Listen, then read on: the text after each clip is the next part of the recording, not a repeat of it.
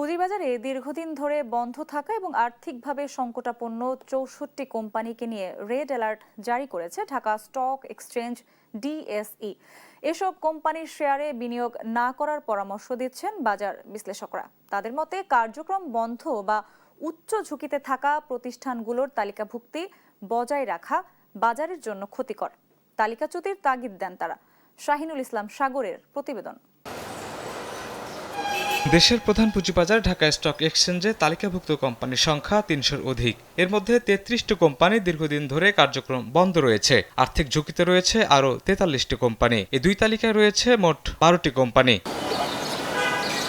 ঝুঁকিতে থাকা একটি কোম্পানির কর্তৃপক্ষ জানায়, গ্যাস সংযোগ বিচ্ছিন্ন থাকায় তাদের কার্যক্রম বন্ধের পর্যায়ে রয়েছে। আমাদের এখানে ৩ বছর যাবত গ্যাস নাই, প্রোডাকশন হচ্ছে না, আর এটা তো সরকারি ভাবে হয়, একটু কর্তৃপক্ষ করার তো সুযোগ নেই। তাহলে গ্যাস না থাকাতে তো ওইদিকে জানবেন যে আপনার এই টেক্সটাইল আরো 2 বছর আগে বন্ধ হয়ে গেছে। এদিকে রেড তালিকাভুক্ত ৬৪টি কোম্পানির লেনদেন নিয়ে বিনিয়োগকারীদের সতর্ক করেছে ডিএসই। বাজার বিশ্লেষকদের মতে সব কোম্পানিকে সময়োপযোগী সংস্কারের মাধ্যমে পুনর্গঠন করা গেলে লেনদেনে আস্থা ফিরবে। ইমিডিয়েটলি ঢাকা স্টক এক্সচেঞ্জকে এই ডিলিস্টিং রেগুলেশনটাকে সময়োপযোগী করা, it is very important. DSE বলছে দুর্বল কোম্পানির শেয়ারে অস্বাভাবিক মূল্য বৃদ্ধি ও কারসাজির ঝুঁকি কমাতে এই উদ্যোগ। তবে অর্থনীতিবিদ ও বিশ্লেষকদের মতে এসব শেয়ারে বিনিয়োগ স্বভাবতই ঝুঁকিপূর্ণ।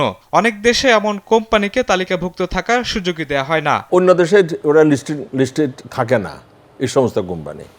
এটা সিকিউরিটি এক্সচেঞ্জ কমিশন ভেবে দেখবে হয়তো। ডিএসসির কাজটা ছিল হুঁশিয়ার করে দেওয়াই তো হয়েছে, এর বাইরে তো কিছু।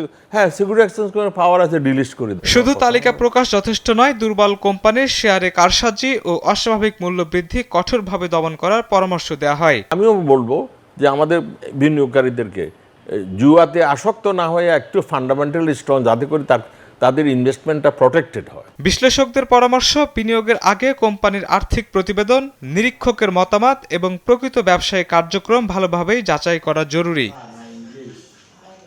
শাহিনুল ইসলাম সাগর, দেশ টিভি, ঢাকা।